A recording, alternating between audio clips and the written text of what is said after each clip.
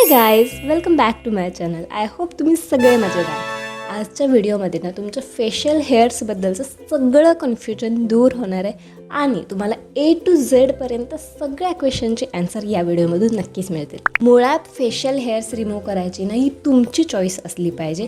जर तुम्हाला जेन्युअनली वाटत असेल की तुम्हाला गरज आहे फेशियल हेअर्स रिमूव्ह करायची, then you can definitely go ahead with this. कारण बऱ्याच मुलींचा ना फेशियल हेअर्समुळे कॉन्फिडन्स कुठेतरी कमी होत जातो आणि उन्हामध्ये गेल्यावर तर थोडे जरी केस असतील तर ते लगेच पॉपअप होतात, उठून दिसायला लागतात. त्यामुळे थोडं कुठे ना कुठेतरी ऑकवर्ड वाटायला लागतं. बट इट्स व्हेरी नॅचरल आणि you don't need to feel bad about it. हे खूप नॅचरल आहे आणि सगळ्या मुलींना फेशियल हेअर्स असतातच. आता शेविंगच करा असं मी नाही म्हणते, तुम्ही थ्रेडिंगसुद्धा करू शकता जर तो पेन तुम्हाला सहन होत असेल तर. माझ्यासाठी तरी तो पेन मला अजिबात सहन होत नाही, त्यामुळे थ्रेडिंग हा ऑप्शनच नाही माझ्यासाठी. आणि दुसरी गोष्ट म्हणजे वॅक्सिंग. तर वॅक्सिंग हा फेससाठी ऑप्शनच असू शकत नाही. त्यामुळे फक्त दोनच ऑप्शन आहे, एक तर थ्रेडिंग किंवा शेविंग. त्यामुळे शेविंगच माझ्यासाठी बेटर ऑप्शन असं मला वाटतं. आणि मी तरी हे 2 ते 3 वर्षांपासून शेविंग करते आणि मला असं कुठेच वाटत नाही की खूप जास्त थिक हेअर्स येतात किंवा ग्रोथ जास्त होते.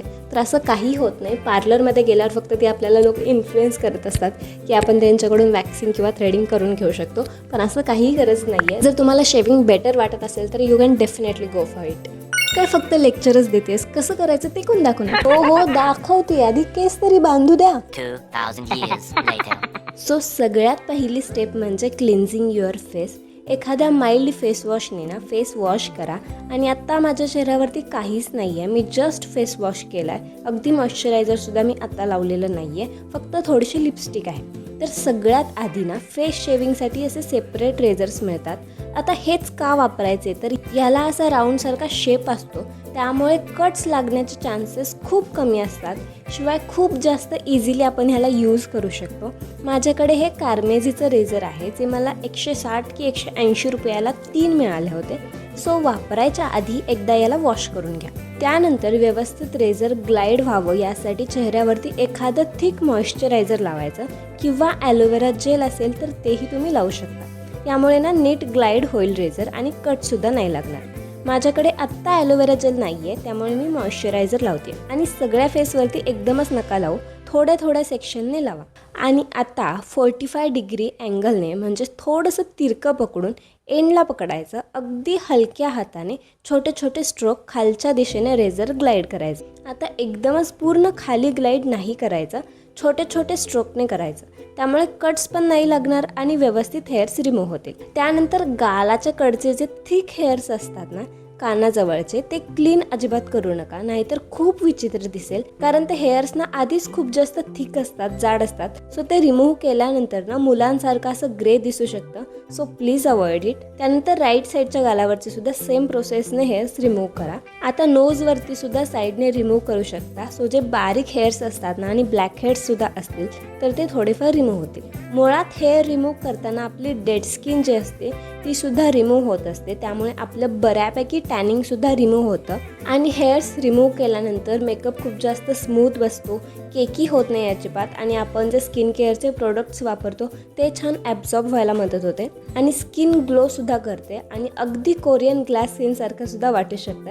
त्यामुळे महिन्यातून एकदा तरी जास्तीत जास्त फेशियल हेअर्स रिमूव्ह केले पाहिजे. आणि प्लीज मेक शुअर की बॉडीसाठी आणि फेससाठी तुम्ही वेगळा रेझर वापरताय, कारण मग शेविंग केल्यानंतर सुद्धा आपल्या चेहऱ्यावरती फोड येऊ शकतात.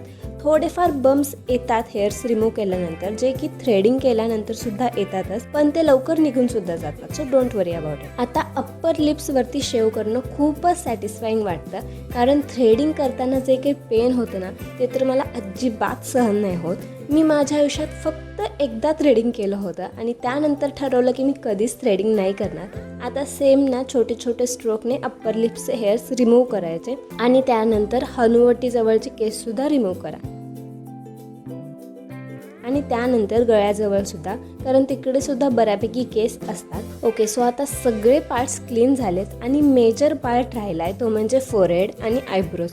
कारण तोच सगळ्यात ट्रिकी पार्ट आहे आणि you have to be very very careful while doing this. अजिबात मस्ती करायला जाऊ नका, नाहीतर आयब्रो चक्क गायब होतात. थोडं जरी रेझर इकडं तिकडं झाले ना की असे कट्स लागतात की आपल्याला पण कळत नाही नेमकं कुठे काय झालंय. तर सगळ्यात आधी कपाळावरचे हेअर्स रिमूव्ह करायचे आणि हळूहळू डाऊन स्ट्रोक करत केस रिमूव्ह करायचे. त्यानंतर हलक्या हातानेच ना खूप जास्त आयब्रोजच्या जवळ नेऊ नका. जी वरची हेअरलाईन असते, जे टोक असतं आपल्या आयब्रोजचं, फक्त तिथपर्यंतच रेझरने हेअर्स रिमूव्ह करा. खूप जास्त आयब्रोजच्या जवळपास रेझर नेऊ नका, नाहीतर आपल्याला कळणार पण नाही कुठे गट्स लागले. आता फक्त खालचे जे काही हेअर्स आहेत, जे हेअरलाईन सोडून आहेत, एखाद दुसरा केस असतो तो तुम्ही रिमूव्ह करू शकता जर तुम्ही कम्फर्टेबल असाल तर. आणि जर नवीन असाल ना तर अजिबात आयब्रोजला शेप वगैरे द्यायच्या भानगडीत पडूच नका. फक्त एक्स्ट्राचे जे हेअर्स आहेत ते रिमूव्ह करा. आता सेम प्रोसेसने आयब्रोचे मधले हेअरसुद्धा रिमूव्ह करू शकता. थोडंसं केअरफुल राहावं लागेल. रेझर थोडंसं तिरकं पकडून आयब्रोजला अजिबात टच न करता फक्त मधल्या पार्टवरती ग्लाईड करा आणि थोडंसं नोजवरती सुद्धा. पण बी व्हेरी व्हेरी केअरफुल. रेझर थोडं जरी इकडं तिकडं झालं तरी आयब्रोज कट होऊ शकतात. त्यामुळे नीट एका जागी बसून कामली शांतपणे क्लीन करा. अजिबात घाई गडबड करायला जाऊ नका. पहिली वेळ असेल तर प्लीज प्लीज सावकाश करा. थोडंसं भीती वाटेल सुरुवातीला, पण नंतर हळूहळू सवय होईल. फक्त जर तुम्ही नवीन असाल तर आयब्रो स्किपसुद्धा करू शकता.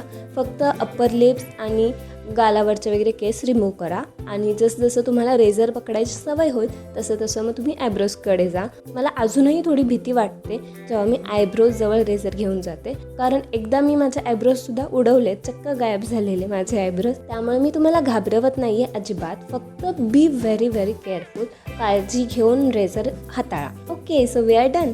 आता फेस वाईप करू शकता किंवा वॉश करू शकता. मी नेहमी वॉश करते, नाहीतर मला सगळं असं चिकट वाटायला लागतं. त्यानंतर सगळ्यात महत्त्वाची एक स्टेप म्हणजे मॉइश्चरायझर लावायचं. कारण आता आपण नुकतेच हेअर्स रिमूव्ह केलेत, त्यामुळे पूर्ण हायड्रेशनच आपल्या चेहऱ्याचं गायब झालं आहे. त्यामुळे पुन्हा चेहऱ्याला हायड्रेटेड करण्यासाठी तो जे बम्स येतात किंवा थोडीशी जरी स्किन इरिटेट होत असेल तर ते मॉइश्चरायझर लावल्याने पुन्हा सॉफ्ट होते आणि काम व्हायला मदत होते. शिवाय जर हे हेअर्स रिमूव्ह करून जर लगेचच तुम्ही घराबाहेरसुद्धा पडणार असाल तर नक्कीच सनस्क्रीन लावा, कारण पुन्हा मग टॅनिंग होऊ शकतं. पण मी ना मॉइश्चरायझरच लावत नाही हेअर्स रिमूव्ह केल्यानंतर, कारण मी अजून एक हॅक यूज करते. सगळ्यात आधी तर मी हे सगळ्या स्टेप्स रात्री करते, म्हणजे मी हेअर्स रात्री रिमूव्ह करते, कारण मला त्यानंतर मास्क लावायचा असतो. आता हा DIY मास्क नाही लावते मी सिरम मास्क लावते, कारण हेअर्स आत्ताच रिमूव्ह झाले, त्यामुळे हायड्रेशन पूर्ण गायब झाले आणि आता पुन्हा स्किन छान हायड्रेटेड करायची असेल तर mask is a better option. So हा गार्नियरचा मास्क आहे, खूप महाग नाही, अगदी 100 रुपयाचा आहे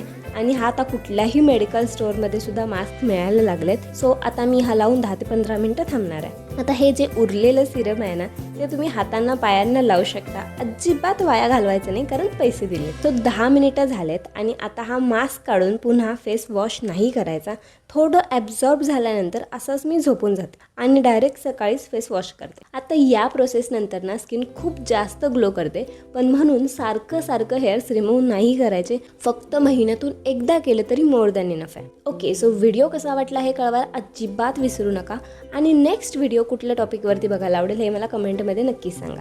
सो भेटूया आपण पुढच्या शुक्रवारी. Till then love yourself and stay glowing. Bye.